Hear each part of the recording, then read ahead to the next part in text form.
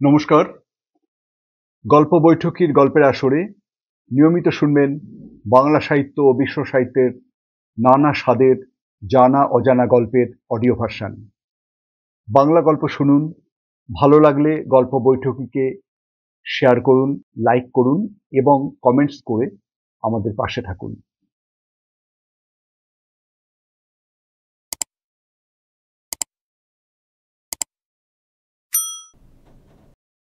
নমস্কার। গল্প বৈঠকির গল্পের আসরে আজ শুনবেন রুদ্রনারায়ণের বাগান বাড়ি। লিখেছেন ক্ষেমেন্দ্র কুমার রায়। শুরু হচ্ছে আজকের গল্প রুদ্রনারায়ণের বাগান বাড়ি। সময় সময় নাকি কেঁচো খুঁড়তে সাপ বেরিয়ে পড়ে। আমারও একদিন ওই দশা হয়েছিল। মাছ ধরতে গিয়ে ডাঙায় টেনে তুলেছিলুম। না থাক, ঘটনাটা গোড়া থেকে বলাই ভালো। আমার কাছে মাছ ধরতে যাওয়া হচ্ছে একটা নেশার মতো। মাছ পেলে তো কথাই নেই, কিন্তু মাছ না পেলেও আমার আনন্দ ম্লান হয় না। সারা বেলা মেঘ মেদুর আকাশের তলায়, নীল সরোবরের পাশে, গাছের সবুজে সবুজে আলো ছায়ায় ঝিলিমিলি দেখতে দেখতে বাতাসের গান শুনতে আমার বেশ মিষ্টি লাগে। তাই কোথাও কোনো পুকুরের খবর পেলেই ছিপ কাঁধে করে ছুটি। সন্তোষ খবর দিলে তাদের দেশে এক পুকুর আছে, যার জলে 50 বছরের মধ্যে ছিপ পড়েনি এবং মাছ আছে হাজার হাজার। আমি বললুম, এমন আশ্চর্য পুকুরের কথা তো কখনো শুনিনি। পুকুরের অধিকারী গোঁড়া বৈষ্ণব বুঝি? সন্তোষ বললে, ঠিক উল্টো, তাঁরা গোঁড়া শাক্ত। তবে ছিপের এমন অপমান কেন? মুর্শিদাবাদের সাগরদিঘির নাম শুনেছ তো? রাজা মহিপালের সাগরদিঘি? হ্যাঁ, 1 মাইল ব্যাপী বিরাট সেই দিঘি। তার বয়স শত শত বছর। তাতে মাছ আছে হয়তো লক্ষ লক্ষ, কিন্তু স্থানীয় লোকরা ভয়ে সেখানে মাছ ধরে না, এমনকি তার জল পর্যন্ত ব্যবহার করতে চায় না। অথচ কি যে সেই ভয়, কেউ তা জানে না। বিভীষিকা যেখানে অজ্ঞাত, মানুষের আতঙ্ক সেইখানে হয় বেশি। তোমাদের দেশের পুকুরটাও ওই জাতীয় নাকি? সন্তোষ সোজাসুজি জবাব না দিয়ে বললে, আমাদের গ্রামের বর্তমান জমিদারের পিতামহের নাম ছিল রাজা রুদ্রনারায়ণ। লোকের বসতি থেকে অনেক দূরে তার একখানি বাগান বাড়ি ছিল। তিনি প্রায় সেখানে বাস করতেন। 50 বছর আগে সেই বাগান বাড়ির একটি ঘরে হঠাৎ একদিন তার মুন্ডহীন মৃতদেহ পাওয়া যায়। আসল ব্যাপারটা প্রকাশ পায়নি, তবে কেউ যে তাকে খুন করে মুন্ড কেটে নিয়ে পালিয়েছিল, এতদিন পরেও এইটুকু আমরা অনুমান করতে পারি। সন্তোষ এই পর্যন্ত বলে থামল। আমি মনে মনে ভাবতে লাগলুম, রাজা রুদ্রনারায়ণের হত্যাকাণ্ডের সঙ্গে পুকুরের রুই কাতলার সম্পর্ক কি? সন্তোষ আবার মুখ খুললে, বললে, সেই সময় থেকেই ও বাগান বাড়িতে কেউ বাস করে না, তার পুকুরে কেউ মাছও ধরে না। তবে বাগান সংলগ্ন 2 মন্দিরে জমিদারের ঠাকুর আছে, আজও তাঁদের পুজো হয়। আর সেই জন্যেই বাগান, পুকুর এবং বাড়িখানি সংস্কার অভাবে নষ্ট হয়ে যায়নি। কিন্তু মন্দিরের পূজারীও সন্ধ্যা পূজার পর সেখানে আর থাকেন না, তাড়াতাড়ি গ্রামে ফিরে আসেন, অর্থাৎ পালিয়ে আসেন।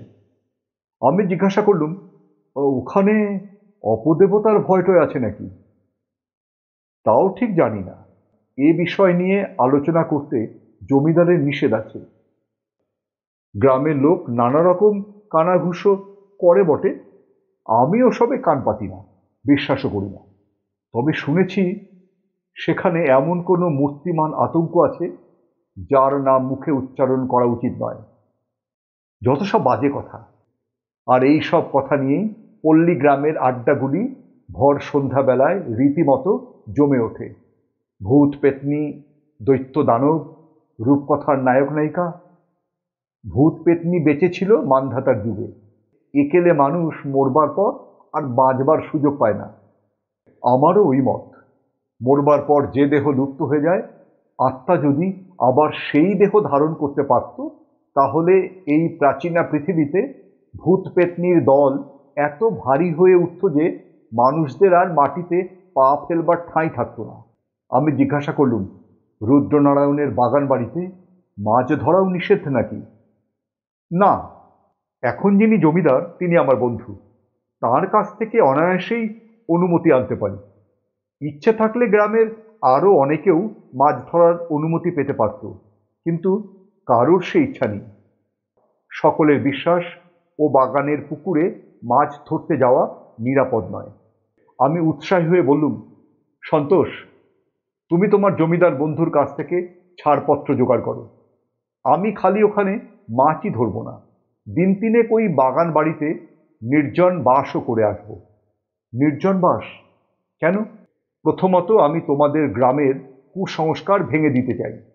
দ্বিতীয়ত, রহস্যময় বাড়ি, ভৌতিক আবহ এসব আমি ভালোবাসি। তৃতীয়ত, শহুরে জনতার তর্জন গর্জন ভারী একঘেয়ে হয়ে উঠেছে। বিজন স্তব্ধতার ভিতরে মনটাকে খানিকটা ছুটি দেবার স্বাদ হচ্ছে। সন্তোষ বললে, বহুত আচ্ছা, তাহলে আমিও তোমার সঙ্গী হতে চাই। রাজা রুদ্রনারায়ণ নিশ্চয়ই কবিদের মতন নির্জনতা প্রিয় ছিলেন। সাধারণত ধনীরা এমন জায়গায় বাগান বাড়ি তৈরি করে না। বাগানের কোনো দিকে 5 মাইলের মধ্যে কোনো লোকালয় নেই। চারিদিকে ধুধু করছে মাঠ আর মাঠ আর জলাভূমি। কিন্তু বাগান বাড়িখানি যে একসময় চমৎকার ছিল, বহুকাল পরে আজও তা বোঝা যায়। পুকুরের জলও এখনো পরিষ্কার। তার কারণ শুনলাম মন্দিরবাসী 2 পাষাণ দেবতার দয়া। পুকুরের জল তাদের নিত্য পূজার কাজে লাগে, তাই নিয়মিতভাবে তার পঙ্কোদ্ধার হয়। বাড়িখানিও শুনলাম রুদ্রনারায়ণের যুগে যেমন ছিল প্রায় সেইভাবেই আছে। বর্তমান জমিদার তার পিতামহের প্রিয় প্রমোদ ভবনটিকে একেবারে হতশ্রী হতে দেননি। মাঝে মাঝে তার ভিতরে বাইরে যে সংস্কারের কাজ হয় এটা আন্দাজ করতে পারলুম। মানুষ হচ্ছে গৃহের আত্মা। পরিত্যক্ত বাড়ি দেখলেই আমার মনে হয় আত্মাহীন। এ বাড়িখানাকে তেমন বোধ হলো না। মনে হলো এখনো তার প্রত্যেকটি ইট প্রাণের হিল্লোলে জীবন্ত, যেন এখনো তার ঘরে ঘরে বাজছে নীরব চরণধ্বনি। বললুম, সন্তোষ, এ বাড়িতে ভুতুরে কোনো লক্ষণই নেই। দোতলার ওই কোণের ঘরটি দক্ষিণ খোলা, ওই ঘরটাই আমরা আশ্রয় নেব। সন্তোষ মাথা নেড়ে বললে, অসম্ভব। ওই ঘরেই রাজা রুদ্রনারায়ণের মুন্ডহীন দেহ পাওয়া গিয়েছিল। ও ঘর তালাবন্ধ, কারো প্রবেশ অধিকার নেই। বেশ, তাহলেও পাশের ঘরখানা, ওইখানা পেলেও দুঃখিত হব না। বাগানের পাশের মন্দিরে উঠেছে সন্ধ্যা আরতির শঙ্খধ্বনি। তারপরেই এক মুহূর্তের ভিতরে যেন ঘুমিয়ে পড়ল চতুর্দিক। দূরের মাঠ থেকে কোনো গৃহগামী গাভীর হাম্বা হাম্বা বা কৃষক কি রাখালের একটা কণ্ঠস্বর পর্যন্ত শোনা গেল না। এ জায়গাটা যেন মানুষের পৃথিবীর বাইরে। নির্জনতাকে কোনোদিন এমন স্পষ্টভাবে অনুভব করবার সুযোগ পাইনি। স্তব্ধতাকে মানুষ চক্ষে দেখলুম ফ্রেমে আঁটা ছবির মতো। মাঝখানে রয়েছে যেন মৌনতার রেখালেখা, আর তারই চারিদিক ঘিরে শব্দময় অদৃশ্য ফ্রেমের মতো পাখিদের সন্ধ্যা কাকলি, তরুকুঞ্জের পত্র মর্মর, বাতাসের দীর্ঘশ্বাস, ঝিল্লিদের ঐক্যতান। সুন্দর। গাড়ি বারান্দার ওপরে একলা দাঁড়িয়ে আছি। সন্তোষ গিয়েছে রাত্রের নিদ্রার বন্দোবস্ত করতে। মন্দিরের ভিতর থেকে 3 জন লোক বেরিয়ে এলো। একজনকে দেখেই বুঝলুম পূজারী। তারা হনহন করে চলে যাচ্ছিল। হঠাৎ আমাকে দেখেই গাড়ি বারান্দার সামনে থমকে দাঁড়িয়ে পড়ল। তাদের চোখে মুখে বিস্ময়চকিত।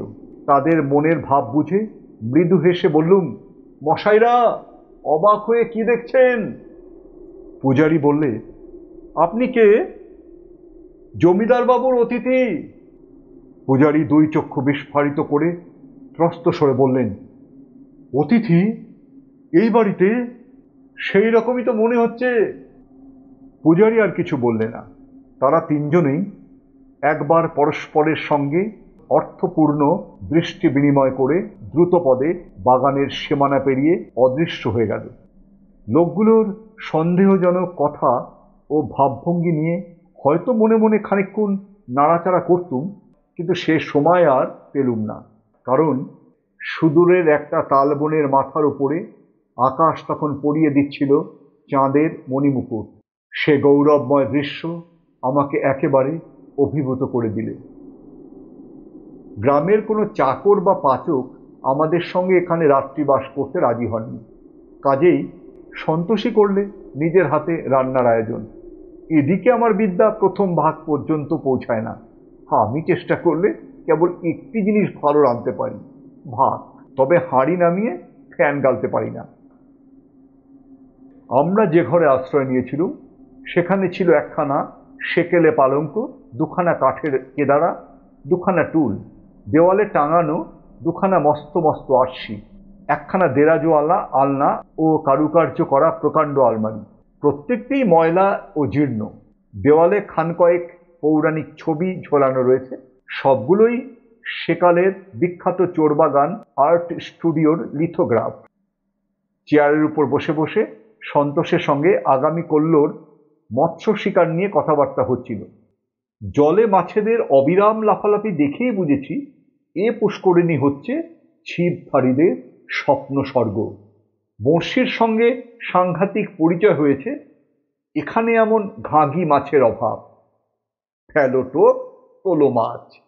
কালকের ব্যাপারে যে এই হবে এ সম্বন্ধে আমার একটুও সন্দেহ নেই। মনের আনন্দে এমনি সব আলোচনা চলছে। এমন সময় নিজের হাত ঘড়ির দিকে তাকিয়ে সন্তোষ বলে উঠল, রাত 12:30 বেজে 2 মিনিট। তাই নাকি? তাহলে নিদ্রা দেবীর আরাধনা করবার আগে আর একবার আকাশের চাঁদ মুখখানা দেখে আসি।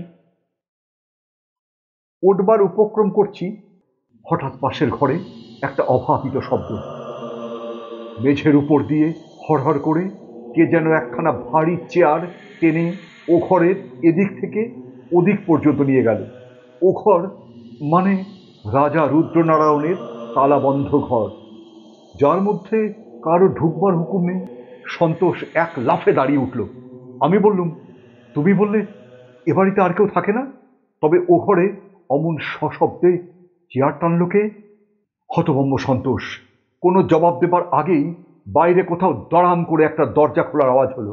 8 মিনিট পরেই শোনা গেল সিঁড়ির উপর দিয়ে কে যেন দুমদুম করে অত্যন্ত ভারী পা ফেলে নিচের দিকে নেমে যাচ্ছে। শব্দগুলো উচ্চ ও পাগুলো ভারী বটে, কিন্তু মনে হলো যে নেমে গেল সে মাতাল আর অন্ত। কারণ আওয়াজ শুনলেই বোঝা যায় যে পা ফেলছে দ্বিধা ভরে এবং বিশৃঙ্খলভাবে। সন্তোষ বললে, খালি বাড়ি পেয়ে নিশ্চয়ই এখানে কোনো বদমাইশ এসে বাসা বেঁধেছে, চল তো দেখে আসি। এরপর সমস্ত ঘটনা ঘটল বায়োস্কোপের ছবির মতো দ্রুত। ঘরের কোণ থেকে মোটা লাঠি গাছা তুলে নিয়ে সন্তোষের সঙ্গে আমিও তাড়াতাড়ি বেরিয়ে পড়লাম। নিচে নেমে গিয়ে দেখি বাড়ির সদর দরজা খোলা, অথচ এ দরজা আমি আজ নিজে হাতেই বন্ধ করে তবে উপরে গেছি। কিন্তু বাগানে বেরিয়ে দেখি কেউ কোথাও নেই। কাছাকাছি এমন কোনো ঝোপঝাপও দেখলুম না যার ভিতরে বা আড়ালে কেউ লুকিয়ে থাকতে পারে। পূর্ণিমার চাঁদের আলোয় চারিদিক ধপধপ করছে। ঘাস বিছানায় একটা পাখি বা বিড়াল পর্যন্ত থাকলেও নজর এড়াতে পারবে না। তবে বাড়ির উপর থেকে এই মাত্র যে সশব্দে নেমে এসেছে, এর মধ্যে সে কোথায় গিয়ে গা ঢাকা দিল? সবিস্ময়ে এদিকে ওদিকে চাইতে চাইতে নজর পড়ল পুকুরের দিকে। জীর্ণ ঘাট থেকে হাত কয়েক তফাতে জলের উপরে দেখলুম একটা অস্বাভাবিক চাঞ্চল্য। জল যেন ছটফট করে চারিদিকে ছুঁড়ে ফেলছে ছিন্ন ভিন্ন চাঁদের কিরণ। কোনো মস্ত মাছও ঘাই মেরে জল অমন তোলপাড় করে তুলতে পারবে না। পুকুরের বুকেই ক্রমেই বৃহত্তর হয়ে চারিদিকে ছড়িয়ে পড়ছে জ্যোৎস্না মাখা জলচক্রের পর জলচক্র। সন্তোষও দেখতে পেলে। দুজনেই ছুটে ভাঙা ঘাটের উপর গিয়ে দাঁড়ালুম। প্রথমটা আর কিছুই দেখতে পেলুম না। তারপর আচম্বিতে ভেসে উঠল মানুষের দুখানা হাত, যেন কোনো জলমগ্ন লোক তলিয়ে যাবার আগে অসহায়ভাবে দুই হাত উপরে তুলে প্রাণপণে বাঁচবার ব্যর্থ চেষ্টা করছে। দ্রুতপদে ঘাটে গিয়ে নেমে গেলুম জলের ভিতরে। ক্রমে আমার বুকের উপরে জল উঠল। আমি সাঁতার জানি না, আমার পক্ষে এর বেশি এগিয়ে যাওয়া অসম্ভব। ব্যাকুল হাত দুখানা জেগে আছে তখনও জলের উপর, যেন তারা কোনো অবলম্বন খুঁজছে। হাত দুখানা হঠাৎ একবার অদৃশ্য হয়ে গেল। ভাবলুম লোকটা বোধহয় একেবারেই তলিয়ে গেল। কিংকর্তব্য বিমূঢ়ের মতো দাঁড়িয়ে আছি। হঠাৎ দেখি হাত দুখানা একেবারে আমার কাছে এসে ভেসে উঠল। দুই হাতের দুই মুঠো একবার খুলছে, একবার বন্ধ করছে, একবার খুলছে, একবার বন্ধ করছে, যেন তারা আর কিছু না পেয়ে শূন্যতাকেই ধরবার চেষ্টা করছে। আমার হাতে ছিল লাঠি। তাড়াতাড়ি লাঠিখানা এগিয়ে দিলুম এবং সঙ্গে সঙ্গে অনুভব করলুম আমার লাঠি ধরে জলের ভিতর থেকে কে যেন সজোরে টান মারছে, প্রচণ্ড টান। সে ভীষণ টান আমি সামলাতে পারলুম না। আরও খানিকটা এগিয়ে গেলুম এবং জল উঠল প্রায় আমার গলার উপর। নিজের প্রাণ বাঁচাবার জন্য হাতের লাঠি ত্যাগ করবার উপক্রম করছি, এমন সময় পিছন থেকে সন্তোষ এসে আমাকে দুই হাতে প্রাণপণে জড়িয়ে ধরল। তারপরে আমাকে যত জোরে পারে টানতে টানতে সিঁড়ির উপর দিকে নিয়ে চলল এবং সঙ্গে সঙ্গে আমার লাঠির অন্য প্রান্ত ধরে জল থেকে ঘাটের উপরে টলতে টলতে এসে উঠল আর এক মনুষ্য মূর্তি। নিরাপদ স্থানে উঠে হাঁপাতে হাঁপাতে বললুম, সন্তোষ, ভয় নেই, আমার কিছু হয়নি, কিন্তু ওই লোকটাকে দেখ, ওর অবস্থা বোধহয় শোচনীয়। মূর্তিটা তখন ঘাটের উপর ধাপে এসে লম্বা হয়ে শুয়েছিল। সন্তোষ এগিয়ে এসে তার উপর হুমড়ি খেয়ে পড়ল এবং পর মুহূর্তেই বিকট এক চিৎকার করে সেখান থেকে ছুটে পালিয়ে গেল। সেরকম প্রচণ্ড চিৎকার আমি জীবনে কখনো শুনিনি। আমার সর্বাঙ্গ হয়ে উঠল রোমাঞ্চিত। বিদ্যুৎ আঘাতের মতন আমি উঠে বসলুম এবং তারপরে স্তম্ভিত নেত্রে দেখলুম ঘাটের উপর শায়িত এক আড়ষ্ট নিশ্চেষ্ট দেহ। তার হাত আছে, পা আছে এবং অন্যান্য অঙ্গ প্রত্যঙ্গ সব আছে, কিন্তু স্কন্ধের উপর নেই কেবল তার মুন্ড। সে হল কবন্ধ। কবন্ধ।